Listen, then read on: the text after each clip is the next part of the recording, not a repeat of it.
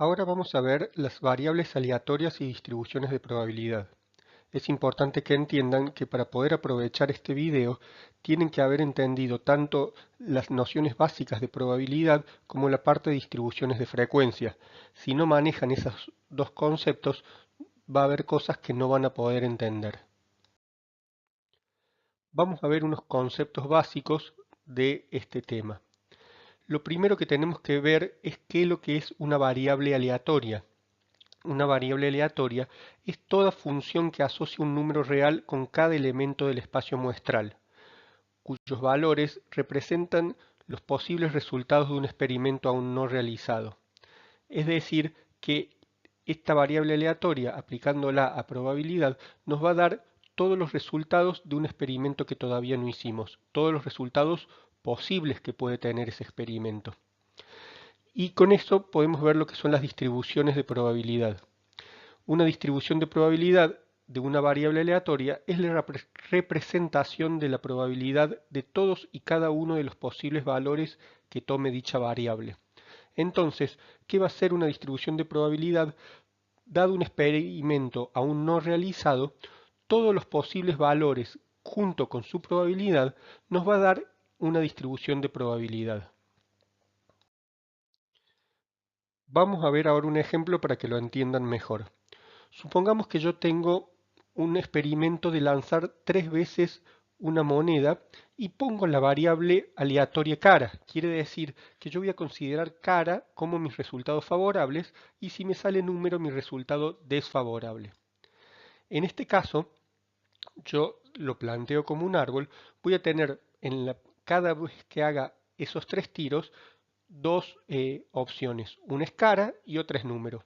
Y todas las opciones van a tener exactamente la misma probabilidad, que es 0,5. Tengo dos resultados posibles y un resultado favorable, que en este caso es cara. Si yo quisiera calcular la probabilidad de cada una de las ramas, es muy simple. Simplemente multiplico 0,5 por 0,5 por 0,5.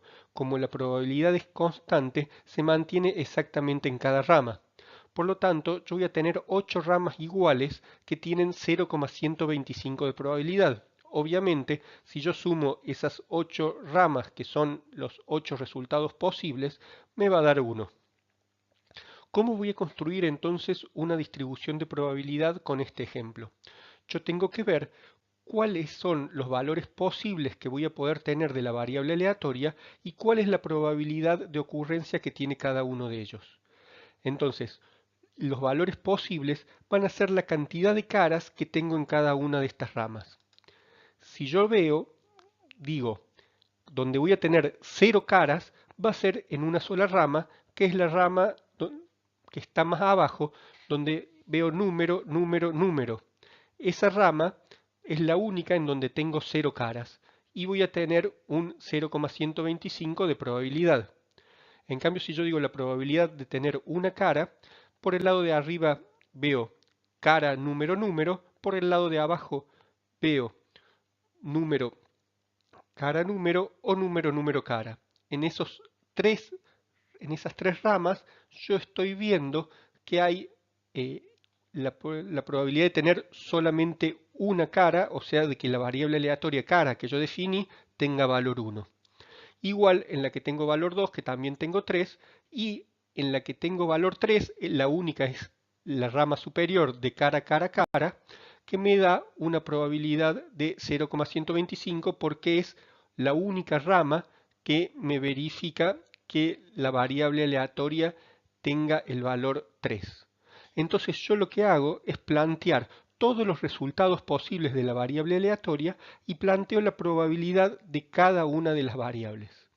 Y de esta forma tengo lo que es una distribución de probabilidad.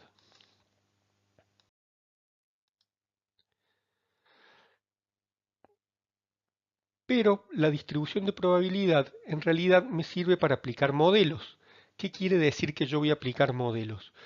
Estos modelos me van a servir como herramientas de resolución de problemas. Si yo puedo definir un problema aplicándole un modelo, voy a poder resolver este problema con una distribución de probabilidad conocida que, mediante el cálculo de una fórmula o el uso de una tabla, pueda obtener rápidamente el resultado.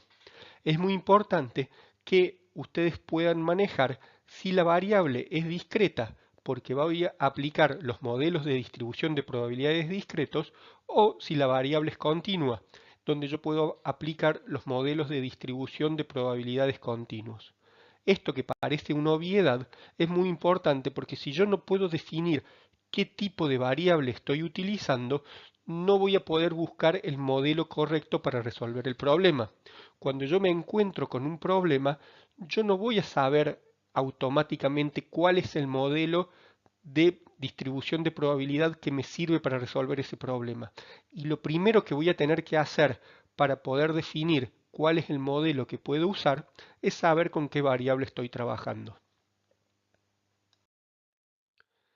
Vamos a ver ahora las distribuciones discretas de probabilidad, es decir, aquellas que tienen una variable discreta, es decir, que voy a estar trabajando con datos que se pueden contar. La primera que vamos a ver es la más sencilla, que es la distribución de Bernoulli, también llamado experimento de Bernoulli, porque es el caso más sencillo de la variable, en donde esta variable puede tener solo dos valores. Los valores normalmente se ponen como 0 y como 1, o como verdadero y como falso, y este experimento consiste en observar una sola unidad experimental. Por eso muchas veces no se llama distribución de Bernoulli, sino la llaman en algunos libros experimentos de Bernoulli, porque no hay muchos valores posibles, sino solamente uno, porque estoy haciendo el experimento una sola vez. Es importante que en este experimento tengo solamente dos categorías mutuamente excluyentes y exhaustivas. Mutuamente excluyentes quiere decir que si sucede una, no puede suceder la otra. Y exhaustivas quiere decir que no hay ninguna otra posibilidad. Quiere decir que no puedo tener 0, 1, 2, sino solamente 0 o 1. Yo voy a definir obviamente cuál es el 0, el desfavorable, y el 1, el favorable. Entonces, lo que tengo aquí son dos posibilidades. Por ejemplo, como cuando tirábamos la moneda. Yo tiro la moneda, tengo cara, tengo número y no tengo ningún otro valor posible. Y obviamente si yo definí, como en el ejercicio que hicimos anteriormente, que cara iba a ser la favorable, sería 1 y número sería 0.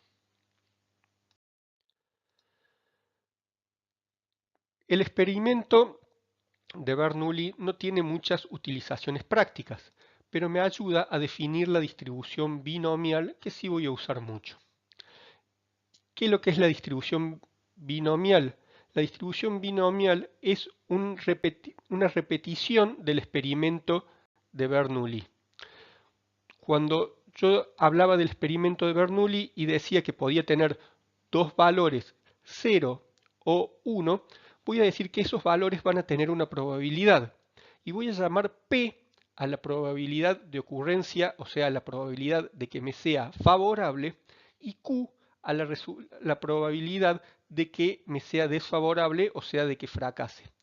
Obviamente, como P y Q son los únicos dos valores posibles que puedo llegar a tener de probabilidad, la suma de los dos me va a dar 1, con lo cual yo puedo definir a Q como 1 menos P, porque siempre P más Q, que son los únicos dos resultados posibles que tengo, me van a dar 1.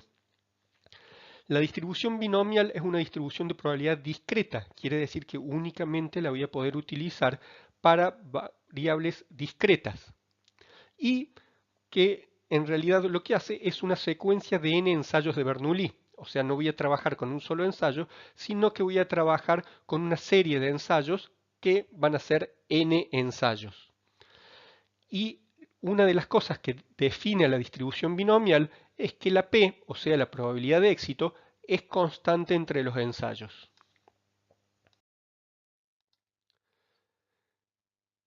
¿Cuáles son las características que va a tener esta distribución binomial?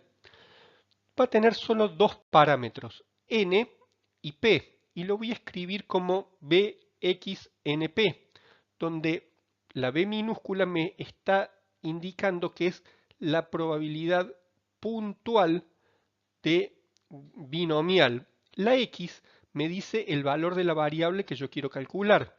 La n es como dijimos, la cantidad de veces que yo voy a repetir el experimento, y la P es la probabilidad constante de ocurrencia del hecho favorable entre los experimentos. Y voy a definir como B mayúscula a la probabilidad acumulada, que también tiene los mismos parámetros: X, el valor de la variable que yo quiero calcular; N, el valor de la cantidad de los experimentos que estoy realizando; y P, la probabilidad fija que tengo en los experimentos. Entonces, ¿cómo yo voy a analizar en un problema si puedo aplicar la distribución binomial para resolverlo? Voy a tener que ver que cumpla las 5 condiciones. ¿Cuáles son las 5 condiciones que debe cumplir para poder aplicar la distribución binomial? Lo primero es que existe una serie de ensayos. Si fuera un solo ensayo, no sería una distribución binomial. Necesito que tenga una cantidad de ensayos. En cada ensayo, como dijimos, es dicotómico. Solo hay 2 posibles resultados. Si tengo más de 2 resultados, no puedo aplicar la distribución binomial. En cada ensayo los 2 resultados son posibles, son mutuamente excluyentes, que quiere decir que no hay ninguna posibilidad de que puedan pasar simultáneamente. La intersección entre las probabilidades de los 2 eventos es 0. Otra cosa es que los resultados de cada ensayo son independientes entre sí. O sea que, ¿qué quería decir que son independientes? Que la probabilidad del primer ensayo no afecta a la probabilidad del segundo ensayo. O sea, que si en el primer ensayo pasa A o B, en el segundo ensayo puede pasar A o B con la misma probabilidad. Entonces, un ensayo no afecta a la otra. Y por último, me dice que la probabilidad de cada resultado posible en cualquier ensayo es la misma en un ensayo que otro, es decir, que la probabilidad se mantiene constante. No solo es independiente, sino que también es constante, porque si llega a variar esa probabilidad con los diferentes experimentos, no puedo aplicar la distribución binomial. Vamos a ver la distribución binomial, cómo nosotros la podemos calcular. Esto tiene una función de probabilidad que a mí me va a servir para calcular la probabilidad puntual en cualquier valor de la variable. La fórmula es una combinación de n en x multiplicado por la probabilidad favorable elevado a la x multiplicado por la probabilidad de que sea desfavorable elevado a la n menos x. También tengo la esperanza. La esperanza es el valor más probable que me va a salir en el experimento si yo lo realizo una sola vez. Eso es considerado la esperanza, y la varianza es la variabilidad que va a tener ese valor de la esperanza. Entonces, yo voy a decir que en la distribución binomial la esperanza es igual a n por p y la varianza es igual a n por p por q. Recuerden que n es la cantidad de experimentos que yo realizo, x es el valor de la variable que yo quiero calcular, p es la probabilidad de que sea favorable, que es constante, y q es la probabilidad de que sea desfavorable, que obviamente también es constante, porque es igual a 1 menos p. Vamos a ver ahora un ejemplo de cómo voy a calcular o cómo me sirve a mí la distribución binomial para poder resolver un problema. Nosotros, para tomar a modo de ejemplo, vamos a ver el mismo ejercicio que trabajamos para explicar la distribución de probabilidad genérica. ¿Por qué? Porque cumple los 5 requerimientos que tenía la distribución binomial para poder aplicarlo. Entonces esto me permite, con un simple cálculo, no necesitar hacer todo un árbol, que en este caso era bastante sencillo, pero si hubiese tenido más lanzamientos, hubiese sido mucho más complejo hacer el árbol, y de esta forma, con un simple cálculo, yo puedo calcular la probabilidad que yo necesito. Recordemos que esta es la función. Yo lo único que voy a hacer es plantear que estoy necesitando calcular una distribución binomial para una variable de 2, es lo que yo quiero calcular, que tenga 2 caras, en 3 experimentos, porque lancé la moneda 3 veces, con una probabilidad favorable de 0,5. Una moneda tiene la misma probabilidad de salir cara que de salir número. Entonces, ¿cómo lo voy a calcular? Simplemente reemplazo en la fórmula los valores y me queda una combinación de 3 elementos en grupos de 2 por la probabilidad al cuadrado y le puse que la probabilidad de desfavorable elevado a la 1, aunque no iría, simplemente para que vean cuál es el valor que corresponde en la fórmula. Entonces, obviamente, para poder resolver esto, tengo que manejar la fórmula de combinación sin repetición, que es la que se aplica en este caso y que la vamos a aplicar también para otras fórmulas. O sea que si no manejan esa fórmula, tienen que ir al video de técnicas de conteo para ver cómo se calcula y poder aplicarlo. Y con esto llegaríamos a que si yo hago 3 factorial sobre 2 factorial por 1 factorial, simplifico el 3 factorial con el 2 factorial y me queda 3. La probabilidad de que sea favorable es 0,5 al cuadrado. La probabilidad de que sea desfavorable también es 0,5 y eso me da 0,375. Si ustedes recuerdan la tabla que habíamos utilizado, vemos que lo que habíamos calculado con el árbol me da exactamente lo mismo. Les recuerdo que cuando nosotros trabajamos con probabilidad, no importa la herramienta que utilicemos, si lo utilizamos correctamente, vamos a llegar siempre al mismo resultado. Obviamente que hacer este cálculo es mucho más simple que plantear todo un árbol, sobre todo cuando el experimento se repite muchas veces. Quiero aclararles que la distribución binomial también se maneja con tabla. No la voy a explicar en este video, sino que va a haber un video especial en donde voy a explicar las tablas de las distribuciones discretas de probabilidad. ¿Cuándo uso la tabla y cuándo uso el cálculo? Si el problema tiene el valor en la tabla, uso siempre la tabla porque obviamente va a ser mucho más rápido. Si los datos que tengo no me permiten utilizar la tabla, entonces tengo que poder hacer el cálculo y llegar al resultado. Recuerden que para poder hacer combinaciones grandes necesitan sí o sí poder simplificar los resultados porque muchas veces con la calculadora no van a poder calcular combinaciones, por ejemplo, de 100 sobre 99, es un resultado que no les da. También véanlo en el video de técnica de conteo, cómo se simplifican los factoriales.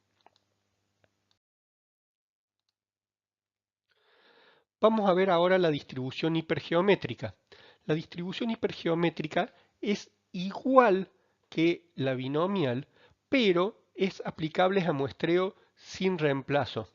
¿Qué quiere decir muestreo sin reemplazo? Quiere decir que la probabilidad no me permanece constante. Supongamos que yo tengo una bolsa con 10 pelotitas de distintos colores y voy sacando de a una.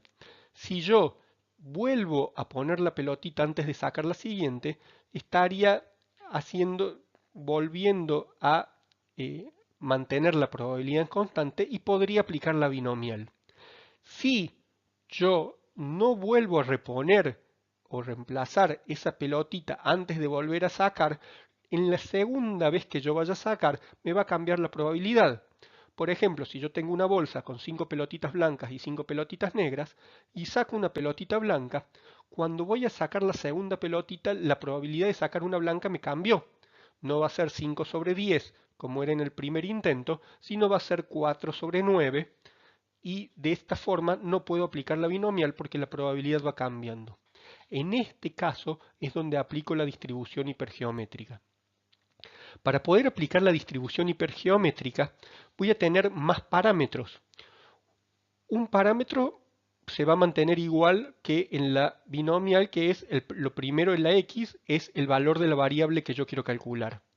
N va a ser igual también la cantidad de experimentos que yo realice. Ahora no puedo tener P porque no tengo una probabilidad constante. Entonces, ¿qué es lo que voy a tener? Voy a tener A y voy a tener N mayúscula. La N mayúscula es la cantidad total de elementos con las que estoy trabajando. Y A va a ser la cantidad de elementos favorables que tengo en el total de la población. Entonces, yo voy a tener esta, digamos, si quiero, también se utiliza la H minúscula para la distribución, la probabilidad puntual, y la H mayúscula para la probabilidad acumulada. ¿Cómo lo voy a calcular? Si yo tengo que calcular una probabilidad puntual, voy a tener estos 4 parámetros y voy a aplicar la fórmula. Fíjense, en esta fórmula por ahí parece un poco compleja, pero si yo la analizo se simplifica bastante. Básicamente lo que yo tengo cuando yo, supongamos lo que estaba hablando recién, tengo las 10 pelotitas y saco una, y digo, supongamos que yo saque 3 pelotitas, voy a tener grupos de 3 pelotitas. Y en esas 3 pelotitas voy a tener una parte favorable y una parte desfavorable. Entonces, la fórmula, ¿cómo me queda? En el numerador yo voy a tener la parte favorable del grupo y la parte desfavorable del grupo. Y en el denominador voy a tener la cantidad de grupos posibles que yo puedo armar. Entonces, ¿qué va a ser la parte favorable? La parte favorable que voy a tener va a ser una combinación del total de favorables que hay en la población en grupos del total de favorables que voy a tener en la cantidad de experimentos que yo realicé. ¿Y cómo va a ser la parte desfavorables? Y va a ser la cantidad de desfavorables que tengo en la población en grupos de la cantidad de favorables que tengo en la muestra. ¿Y cómo va a ser el total de resultados posibles que tengo en el denominador? Va a ser una combinación del total de elementos que tengo en la población en grupos del total de elementos que tengo en la muestra. Entonces, yo tengo el total de favorables por el total de desfavorables sobre el total de grupos posibles que voy a tener en este, en este problema que estoy tratando de resolver. La esperanza es igual a n por p, pero este p yo no lo tengo. ¿Y cómo voy a calcular este p? Va a ser igual a la probabilidad de ocurrencia que tenga en el primer evento. Y el primer evento, la probabilidad de ocurrencia, va a ser los favorables que tengo en la población sobre el total de elementos que tengo en la población. Y para la varianza voy a tener n por p por q, siendo este p y este q calculado como a sobre n y el q 1 menos este p, y esto lo multiplico por un factor de corrección. Este factor de corrección es el tamaño de la población menos el tamaño de la muestra sobre el tamaño de la población menos 1. Fíjense que yo estoy hablando de muestra y básicamente la muestra acá es la cantidad de veces que yo realizo el experimento. Si yo saqué 3 pelotitas, la muestra yo digo que va a ser de 3.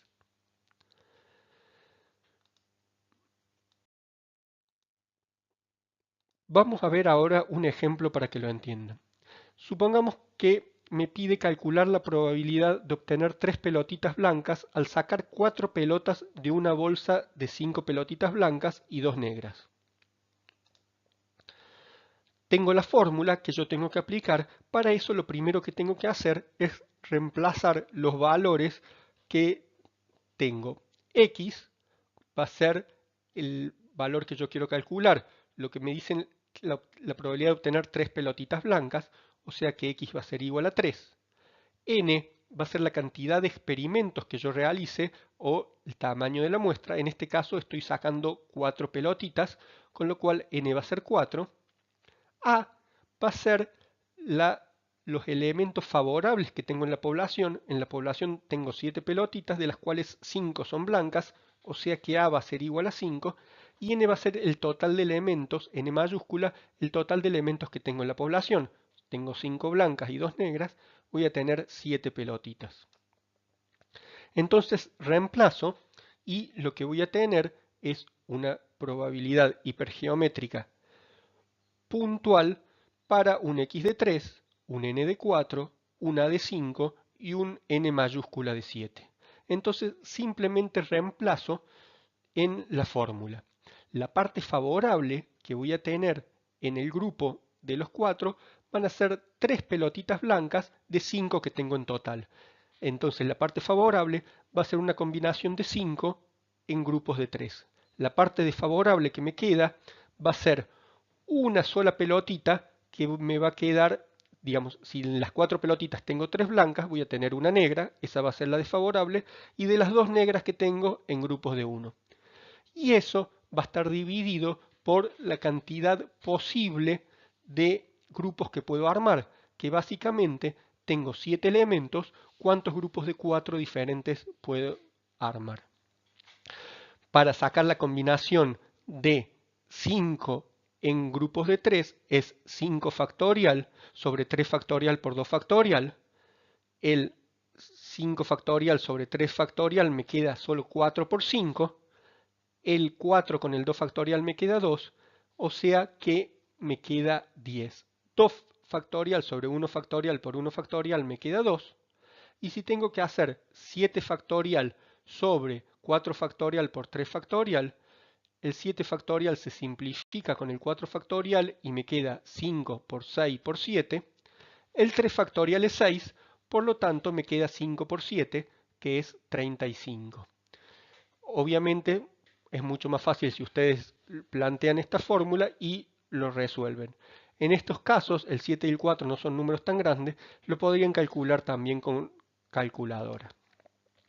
Esto me da 0,5714 y es la probabilidad de que si yo saco 4 pelotitas de esta bolsa de 7, la probabilidad de que 3 sean blancas. Fíjense, yo cuando hacía en la distribución binomial siempre tenía n más 1 posibles valores de la variable aleatoria. ¿Qué quería decir eso? Que si yo en la distribución binomial hago un experimento 4 veces, siempre voy a tener 5 posibles valores de la variable, el 0, el valor 1, el valor 2, el valor 3 y el valor 4. Pero en la hipergeométrica no siempre voy a tener todos los valores de la variable. ¿Por qué? Porque fíjense, en este caso, si yo solamente tengo 2 pelotitas negras, nunca voy a poder tener más de 2 pelotitas negras en el total del grupo. Y también si tengo, en este caso, 4 tengo 5 pelotitas blancas, no podría tener más de 5. Entonces, cuando yo calcule las posibilidades de la hipergeométrica, tengo que ver cuáles son los valores de la variable posible. Por un lado, van a estar restringidos con que el valor de la variable nunca voy a poder tener más favorables en el grupo que la cantidad de favorables que tengo en la población. Y por otro lado, tampoco voy a poder tener más desfavorables de los que en el grupo de los que tengo en la población. En este caso, lo que voy a tener, los únicos valores de la variable que tengo es 2, 3 y 4. Si yo lo quisiera calcular para 0 y para 1, me voy a encontrar, no que me da 0, me voy a encontrar con un resultado de una combinación que no puedo armar y tengo problemas. Es por eso que tengo que, antes de ponerme a calcular, plantear si lo que me está preguntando es un resultado posible o si es 0. No es un valor que yo voy a poder calcular porque me va a dar una combinación que no tiene sentido. Entonces, por ahí me cuesta entenderlo y yo tengo que aplicar cuáles son los valores de la variable posible que va a tener esto. Obviamente, si yo calculo todos los valores de la variable posible, la suma me va a dar 1. Ustedes pueden ver con estos datos si calculando el valor 2 y el valor 4 llegan a ese resultado para practicar y ver si pudieron entender la distribución hipergeométrica, cómo se calcula. Obviamente tienen que manejar combinación y factorial. Vamos a ver ahora otra distribución. La distribución de Poisson o de Poisson, según como le quieran decir, es una distribución de probabilidad discreta que expresa a partir de una frecuencia de ocurrencia media la probabilidad de que ocurra un determinado número de eventos durante cierto periodo de tiempo o a lo largo de un espacio de observación. Fíjense que estoy hablando de un periodo de tiempo y un espacio de observación. Esas son cosas que se miden, no que se cuentan, y que llevan muchas veces a la confusión de pensar que es una distribución de probabilidad continua. Pero en la distribución de Poisson yo no estoy midiendo esos espacios de observación o esos periodos de tiempo. Lo que estoy viendo es contando la cantidad de eventos que pasan en esos periodos de tiempo o a lo largo de un espacio de observación. En la distribución de Poisson tengo solamente dos parámetros, el x, que es el valor de la variable que tengo que calcular, y el lambda. El lambda es el promedio de ocurrencia que tengo de este evento que yo estoy midiendo o estas repeticiones en este periodo de tiempo o a lo largo del espacio de observación. Entonces voy a tener solamente el valor de la variable que quiero calcular y el promedio de ocurrencia que tiene que ser conocido.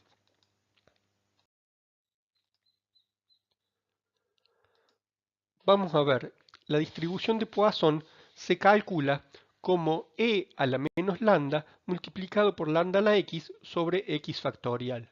Este es el número de Euler que tiene todos esos decimales. Ustedes mucho más fácil ponerlo como una fórmula, tanto sea en el Excel o en la calculadora. Al apretar el número e directamente les sale ese valor y pueden trabajar con él. La esperanza en la distribución de Poisson es lambda, la varianza también es lambda. Vamos a ver ahora un ejemplo. Si un banco recibe en promedio 6 cheques sin fondo por día, ¿cuáles son las probabilidades de que reciba 4 cheques sin fondo en un día dado? En este caso, si bien estamos trabajando con periodo de tiempos, no estamos midiendo el periodo de tiempo, sino la cantidad de eventos que pasan en ese periodo de tiempo. Yo planteo entonces el valor de la variable que quiero calcular y el valor del lambda, que es el promedio, que es 6 cheques sin fondo por día. Es importante que cuando pongan el valor de lambda, pongan a qué unidad se refiere, porque no siempre voy a estar preguntando en en la misma unidad de que tengo el dato. Y es muy importante que el lambda y el valor de la variable coincidan para poder hacer el cálculo. Aplico la fórmula que con este x igual a 4 y lambda igual a 6 y me da que el lambda, que es 6 elevado a,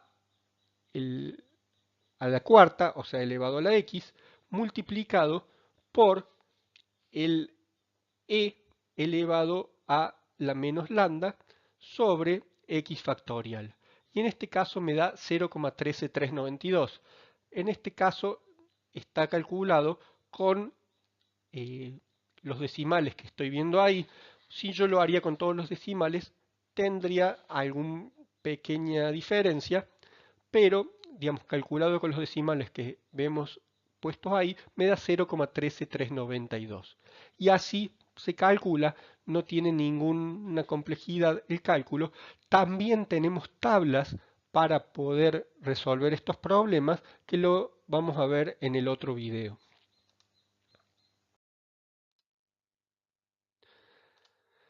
Vamos a ver ahora, si un banco recibe en promedio 6 cheques sin fondo por día, o sea, igual que en el anterior, dice cuáles son las probabilidades de que reciba 10 cheques sin fondo en 2 días cualquiera consecutivo.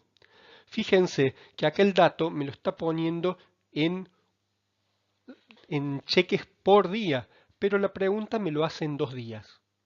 Acá lo que yo digo es, ¿qué tendría que hacer? ¿Puedo ajustar el lambda o puedo ajustar el x? No, no es indistinto y no se pueden hacer las dos. Solamente puedo ajustar el lambda. El x debe quedar siempre igual que en la pregunta y el lambda es el que se ajusta. Si yo ajusto el x, no me va a dar lo mismo y no es correcto. La única forma de aplicar correctamente la distribución de Poisson es ajustar el lambda a la unidad en que me da el x. Entonces, el x me dice 10 cheques, pero me está preguntando en 10 cheques en 2 días. Entonces, tengo que ajustar el lambda a poner 12 cheques sin fondo en 2 días. ¿Cómo lo hago? Si tengo un cheque en 6 días, en 2 días voy a tener el doble, o sea 12. Si tendría algún cálculo más complejo, aplico regla de 3 simple. Entonces aplico la fórmula y, igual que en la otra vez, lo único que tengo que hacer es reemplazar los valores y me da 0,104953 con la misma salvedad de que estoy trabajando con pocos decimales, que son los que se ven ahí. Si lo haría con todos los decimales, me estaría dando alguna pequeña diferencia a partir del cuarto decimal, tampoco tan significativo, pero es una aclaración porque si lo llegan a hacer en el Excel con el número E completo, les va a dar alguna pequeña diferencia.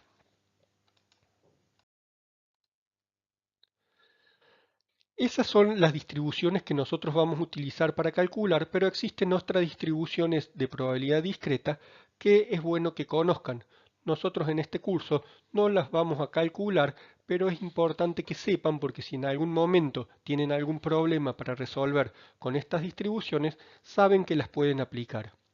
La distribución multinomial es una generalización de la binomial donde lo que cambia es que no tengo dos resultados posibles, sino que voy a tener más resultados posibles.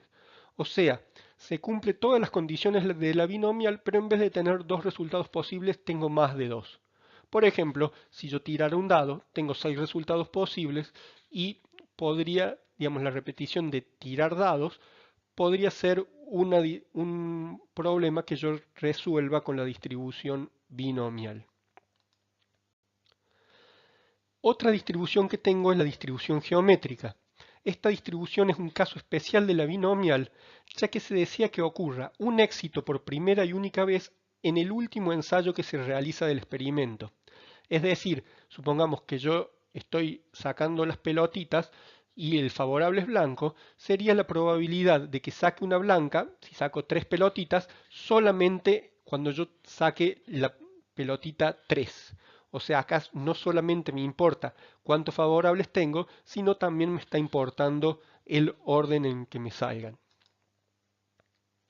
Otra distribución que tengo es la distribución de Pascal, que es la que me mide la probabilidad de ocurrencia de que un valor de la variable, pero en cierto momento. También me importa el orden, también es, digamos, en la geométrica era de que el primer favorable, acá yo diría, por ejemplo, sacando las pelotitas, obviamente que estoy trabajando con reposición, no como en la hipergeométrica, sino reponiendo la pelotita antes de sacar la siguiente, pero yo diría, si saco 5 pelotitas, ¿cuál es la probabilidad de que en la pelotita 4 me salga la segunda blanca?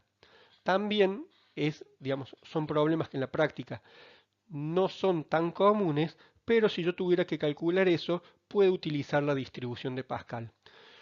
Entonces estas son otras 3 distribuciones de probabilidad discreta que me sirven para resolver otro tipo de problemas.